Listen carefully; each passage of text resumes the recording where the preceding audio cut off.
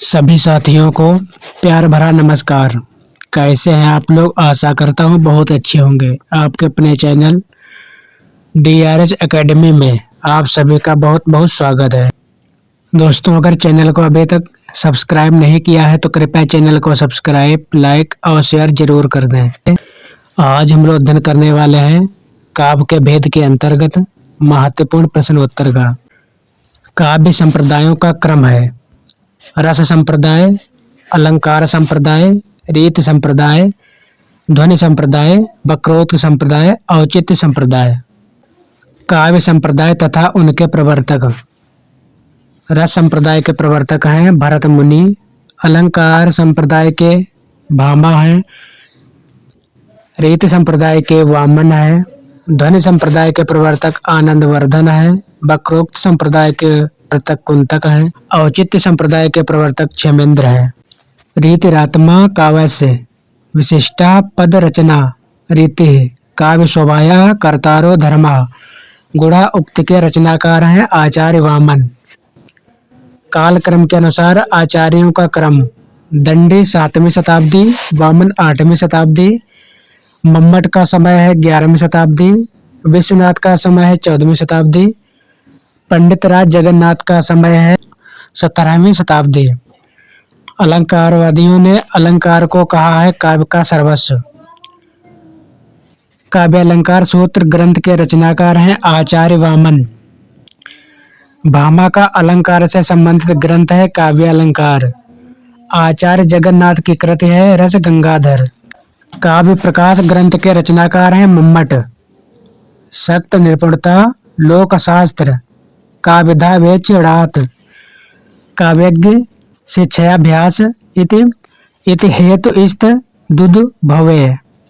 काव्य हेतु संबंधी इस उक्त के रचनाकार हैं मम्मट। वक्रोक्त जीवितम ग्रंथ के रचनाकार हैं आचार्य कुंतक। औचित्य विचार चर्चा ग्रंथ के रचनाकार हैं क्षेमेंद्र। धवनवा लोक के रचनाकार हैं आनंदवर्धन। काव्यादर्श ग्रंथ के रचनाकार हैं दंडी। चंद्रालोक ग्रंथ के रचनाकार हैं जयदेव। साहित्य दर्पण ग्रंथ के रचनाकार हैं आचार्य विश्वनाथ। अधोसौ सगुणो सालंकारो च शब्दार्थो काव्यम। काव्य का लक्षण दिया है आचार्य हेमचंद्र ने। नहीं रसादृते कचिदर्तः प्रवर्तते, यह कथन है भरत मुनि का। 10 रूपक ग्रंथ के रचनाकार हैं धनंजय। अलंकार सर्वस्व ग्रंथ के रचनाकार हैं रुय्यक। उज्ज्वल नीलमणि ग्रंथ के रचनाकार हैं रूप गोस्वामी। औचित्य को काव्य की आत्मा के रूप में प्रतिष्ठित करने वाले आचार्य हैं क्षेमेंद्र। ध्वनि को काव्य की आत्मा मानकर ध्वनि संप्रदाय का प्रतिपादन किया आनंदवर्धन ने। काव्य के विशिष्ट तत्व के रूप में ध्वनि शब्द का सर्वप्रथम प्रयोग किया आनंदवर्धन ने। डॉक्टर नगेंद्र को माना जाता है रसवादी आचार्य। जहाँ शब्द प्रत्यक्ष अर्थ को त्याग कर किसी और ही अर्थ की प्रतीत कराए, जो प्रत्यक्ष अर्थ की अपेक्षा अधिक चमत्कार पूर्ण हो। काव्य शास्त्र के अनुसार यह लक्षण है ध्वनि का। मिथक का घनिष्ठ संबंध होता है अतिमानवीय पौराणिक पात्रों से। मिथकीय चिंतक हैं Acharya Hazari Prasad Dwivedi, doctor Nagendra, Jung, Levi Strauss, Freud इत्यादि। गुण को रस का आश्रित मानने वाले आचार्य हैं आनंदवर्धन। प्रतिभा व्युत्पत्ति मिश्रा संवेते श्रेष्यो इति यह मत है आचार्य राजशेखर का। काव्य के अर्थ वैज्ञानिक विवेचन का शुभारंभ किया आचार्य वामन ने। आचार्य वामन ने काव्य हेतु के स्थान पर जिस शब्द का व्यवहार किया वह है काव्यांग। आचार्य भामा ने काव्य हेतु माना है प्रतिभा व्युत्पत्ति और अभ्यास को।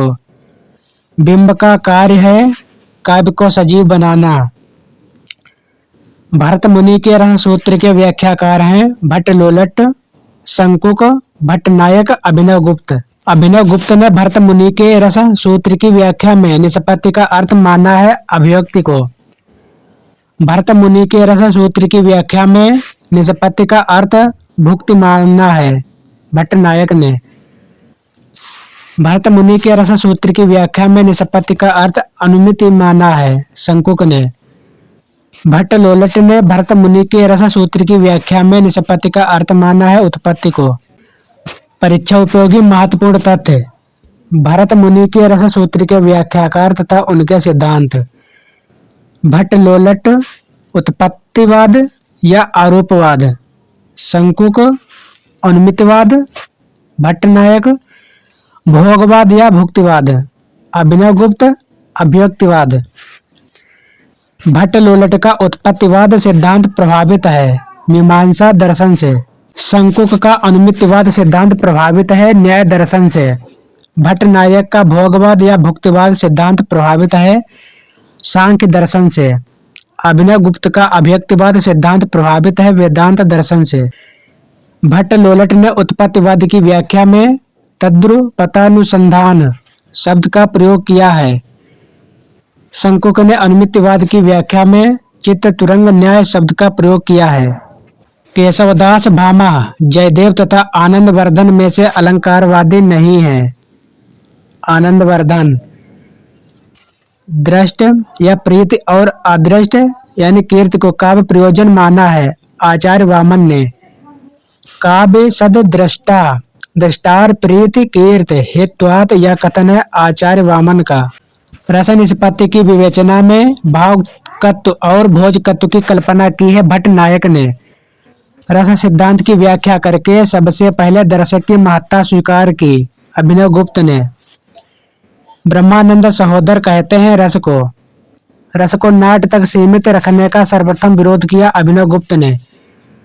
गुण का संबंध जिस काव्य शास्त्रीय सिद्धांत से है वह है रीति। परीक्षा उपयोगी महत्वपूर्ण तथ्य। भरत मुनि ने काव्य गुणों की संख्या बताई है 10। भरत मुनि के अनुसार काव्य दोषों की संख्या है 10। देव तथा भिखारी दास ने गुणों की संख्या माना है 10। आचार्य मम्मट ने गुणों की संख्या माना है 3। आचार्य वामन के अनुसार गुण है 20। काव्य का वह गुण जो चित्त में तेज स्फूर्त का संचार करता है ओज। वीर रस प्रधान रचना में प्रधान गुण होता है ओज।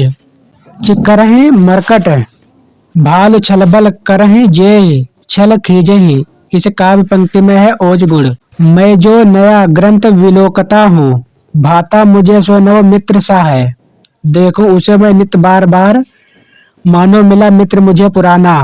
उपर्युक्त काव्य पंक्तियों में है माधुर्य गुण। कंकन किंकिन नूपुर धुनि सुनि कहत लखन सन राम हृदय गुनि। उपर्युक्त काव्य गुण है माधुर्य। निरक सखी ये खंजन आए फेरे उन मेरे रंजन नयन इधर मन भाए, इन पंक्तियों में है माधुर्य गुण। नील परिधान बीच सुकुमार खिल रहा मृदुल अध खुला अंग, खिला हो जो बिजली का फूल मेघवन बीच गुलाबी रंग। उपर्युक्त का पंक्तियों में है माधुर्य गुण। बिंदु में थी तुम सिंधु अनंत, एक सुर में समस्त संगीत, एक कलिका में अखिल वसंत, धरा पर थी तुम स्वयं पुनीत। उपर्युक्त पंक्तियों में है प्रसाद गुण। हिमाद्र तुंग श्रृंग से प्रबुद्ध शुद्ध भारती, स्वयं प्रभा समुज्वला स्वतंत्रता पुकारती, इनका पंक्तियों में है ओज गुण। सबको जानत तुम्हें सारे जगत जहां, इस वाक्य में काव्य दोष है पुनरुक्ति। अनुभावों और विभावों की कष्ट कल्पना है रस दोष। लोक नियम की अवहेलना से काव्य दोष होता है दुष्क्रमत्व। व्याकरण विरुद्ध प्रयोग च्युत संस्कारत्व दोष के अंतर्गत आते हैं। कंकड़ क्वड़ित रड़ित नूपुर थे, हिलते थे छाती पर हार, मुखरित था कलरव गीतों में, स्वर लय का होता अभिसार। इन काव्य पंक्तियों में काव्य दोष है वचन दोष। तरु रिपु रिपु धर देख के विरहिनी तिय अकुलाए, इस काव्य पंक्ति में है किलकष्टु काव्य दोष। सुंदर है विहग सुमन, सुंदर मानव तुम सबसे सुंदरतम, इस काव्य पंक्ति में काव्य दोष है अधिक पदत्व। काव्य दोषों की सर्वप्रथम व्याख्या करने वाला ग्रंथ है अलंकार सूत्र, आचार्य वामन द्वारा रचित।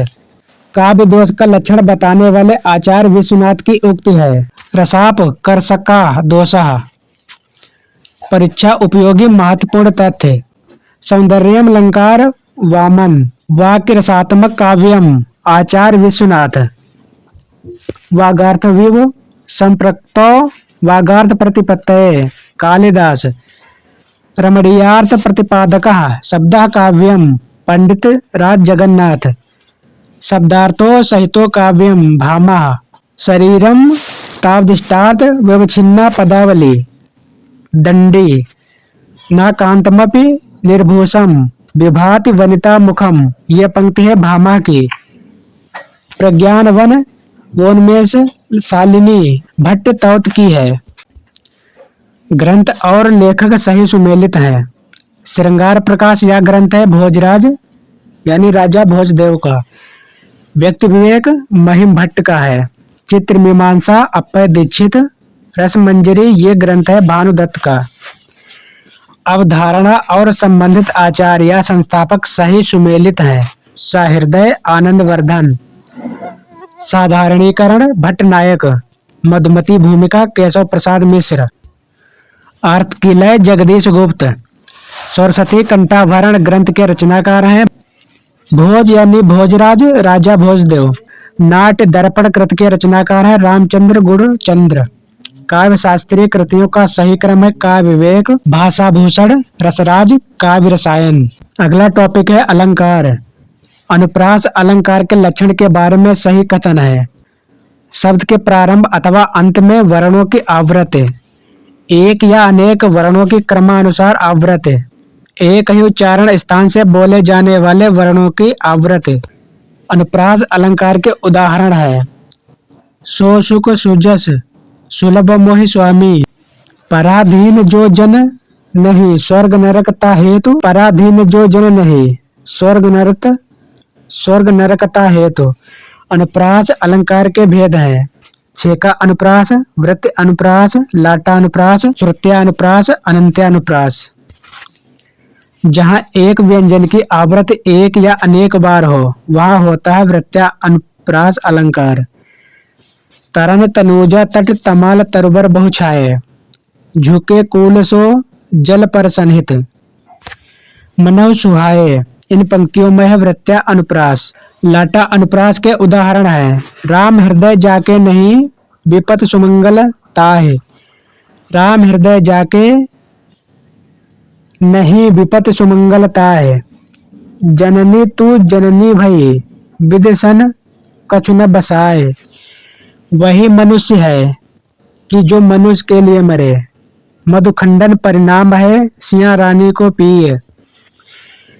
छेका अनुप्रास अलंकार के उदाहरण है इस करुणा कलित हृदय में अब विकल रागिनी बजती है। अति आनंद मगन महतारी। मुक्ति मुक्ता को मोल माल हव कहा है। वर दंत की पंगत कुंदकली। अमीय मोरिमय चूरन चारु। समन सकल भव रूज परिवारु। वृत्ति अनुप्रास अलंकार के उदाहरण है चरण चोट चटकन चकोट। अरे उपसिर वज्जत। चारु चंद्र की चंचल किरणें खेल रही हैं जलथल में। कंकन किंकन नूपुर धुनि सुन। जदप सुजात सुलक्षणी सुबरन सरस सुवृत। भूषण बिनु न बिराजई कविता वनिता मित। यमक अलंकार के उदाहरण हैं कहें कभी बेनी बेनी ब्याल की चुराई लीनी। सूर सूर तुलसी शशि उडगन केशव दास। अब के कवि खगोत सम जहाँ तहाँ करत प्रकाश। कनक कनकते सौगुनी मादकता अधिकाय। खग कुल कुल सा बोल रहा। माला फेरत जुग भया फिरा न मन का फेर। कर का मन का डाल दे मन का फेर। तरण के ही संग तरल तरंग में तरण डूबी थी हमारी ताल में। तो परवारों उर्वशी सुन राधिके सुजान। तू मोहन की उर्वशी कह हुए उर्वशी सुजान। जहाँ शब्दों शब्दांशों या वाक्यांशों की आवृत्ति हो किंतु उनके अर्थ भिन्न हो वहाँ अलंकार होता है यमक। जिसे का पंक्ति में प्रयुक्त किसी एक ही शब्द के एक उस का पंक्ति में अलंकार होता है श्लेष। श्लेष अलंकार के उदाहरण है अजो तरयो न ही रहियो, श्रुत सेवक इक रंग। अगला उदाहरण है रनित भृंग घंटावली, झरत दान मधुर नीर, मंद मंद आवत चलियो, कुंजर कुंज समीर। अगला उदाहरण है रहीम पानी राखिए, बिन पानी सब सून। अगला उदाहरण है बारे उजियारी करे, बड़े अंधेरा होए। जो रहीम गत दीप की, कुल कपूत गत सोए। नाही नाही ठहरो, मांगे सब देन कहे, सुबरन को ढूंढत फिरत कभी व्यभिचारी चोर। जहाँ उपमेय और उपमान में कोई अंतर न दिखाई दे, वहाँ अलंकार होता है रूपक। रूपक अलंकार के उदाहरण है उदित उदयगिरि मंच पर, रघुवर बाल पतंग, विकसे संत सरोज सब, हरसे लोचन भृंग, चरण कमल बंदो हरिराई। अगला है मुख रूपी चांद पर, राव भी धोखा खा गया। अगला उदाहरण है मुख कमल समीप सजे थे, दो किसले दल पुरैन के। अगला उदाहरण है सक नील नभ ईश्वर से उतरा, या हंस आहा तिरता तिरता। अब तारत मौकिक शेष नहीं, निकला जिनको चरता चरता। राम कथा सुंदर करतारी, संशय विहग उड़ावन हारी। बीती बिहारी जागरी, अंबर पनघट में डुबो रही, तारा घट ऊषा नांगरी। जहाँ उपमेय का प्रतिषेध कर उपमान की स्थापना की जाए, वहाँ अलंकार होता है उत्प्रेक्षा। उत्प्रेक्षा अलंकार के उदाहरण कहती हुई यूं उत्तरा, के नेत्र जल से भर गए, हिम के कणों से पूर्ण मानो हो गए पंकज नए। सोहत ओढ़े पीतपट, श्याम सलोने गाथ। अगला उदाहरण है फूले का सकलमय छाई, जन बरसा ऋत प्रकट बुढ़ाई। आकाश मानो अंजन बरसा रहा है। जिसे धर्म साम्य को आधार बनाकर उपमेय उपमान में एकता स्थापित की जाती है। जब उपमेय को जिसके समान बतलाया या बताया जाता है, या सम सासी से सरिस आदिवाचक शब्दों का प्रयोग जिस अलंकार में हो, उसे उपमा अलंकार कहते हैं। उपमा अलंकार के उदाहरण पीपर पात सरिस मंडोला, निर्धन के धन सी तुम आई, मोम सा तन घुल चुका, अब दीप सा मन जल चुका है। मुख बल रवि सम, कमल के समान, कनक सा दिन मोती सी रात, सुनी सूर सर सम पावन बानी। जब सादृश्य के कारण उपमेय को भ्रम या धोखे से उपमान समझ लिया जाता है, तब अलंकार होता है भ्रांतिमान। भ्रांतिमान अलंकार के उदाहरण है पाए महावर देन को, नाइन बैठी आए, फिर जान महावरी एड़ी मीड़त जाए। अगला उदाहरण है नाक का मोती अधर की कांति से, बीज दाड़िम का समझकर भ्रांति से, देख कर सहसा हुआ सुख मौन है, सोचता है अन्य सुख यह कौन है। जब सादृश्य के कारण एक वस्तु में अनेक अन्य वस्तुओं के होने की संभावना दिखाई पड़े और निश्चय ना हो पाए, तब वहाँ अलंकार होगा संदेह। संदेह अलंकार उदाहरण है सारी बीच नारी है कि नारी बीच सारी है। कारण के अभाव में कार्य की उत्पत्ति होना जिस अलंकार का परिचायक है, वह है विभावना। विभावना अलंकार का उदाहरण है बिनु पद चले सुने बिनु काना, कर बिनु कर्म करे विधि नाना। कारण और कार्य में संगति का अभाव हो, कारण कहीं और तथा कार्य कहीं और हो, तो अलंकार होता है असंगत अलंकार।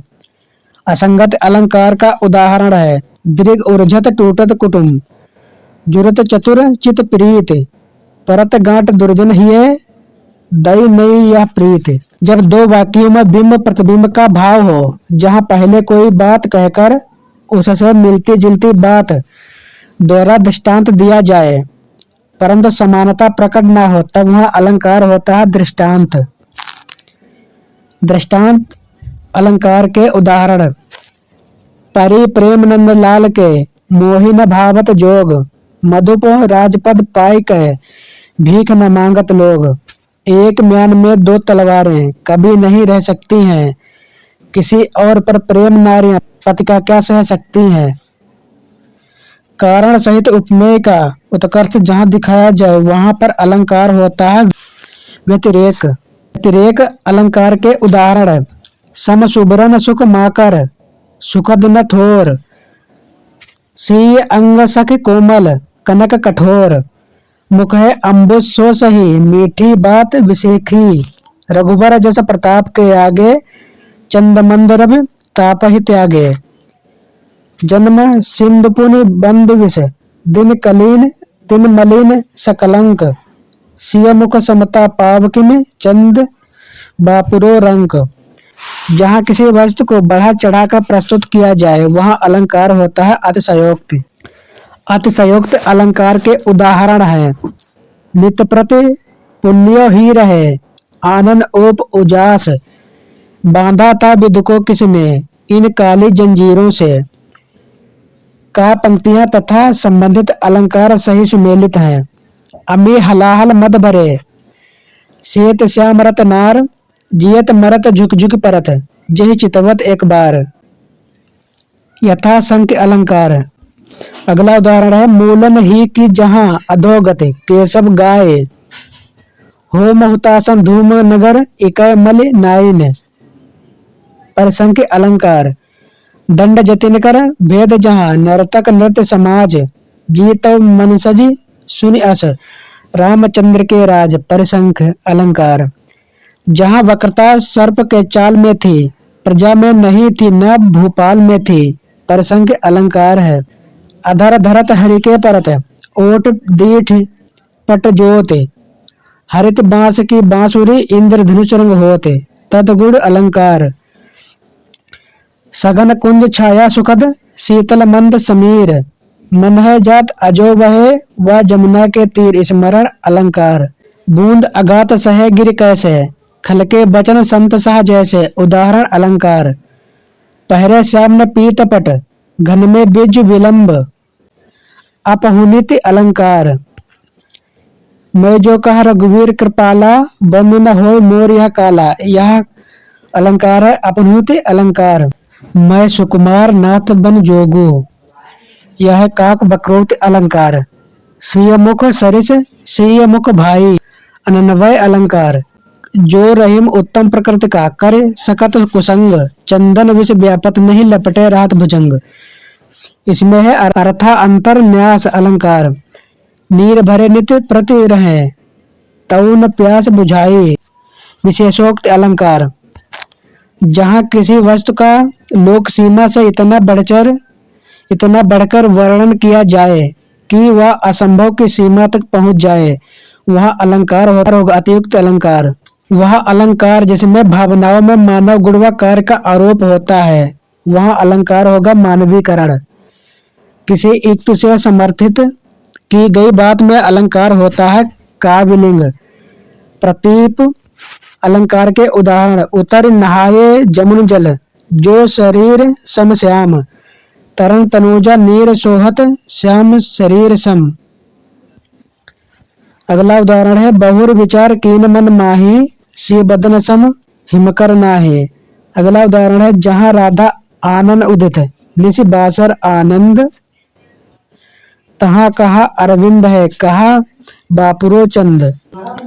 माँ के अशुच उपकारों का जीवन में अंत नहीं है, निस्वार्थ साधना पथ पर माँ जैसा संत नहीं है। अर्थ अलंकार के अंतर्गत शामिल है उपमा, रूपक, उत्प्रेक्षा, असंगत, अतिशयोक्त, अर्थांतरन्यास, भावना, काव्यलिंग, उल्लेख, विरोधाभास, स्वभावोक्त, विशेषोक्त, यथाक्रम, यथासंख्य, समासोक्त, निदर्शना, स्मरण, संदेह, भ्रांतिमान, व्यतिरेक, दीपक, प्रतीप, दृष्टांत इत्यादि।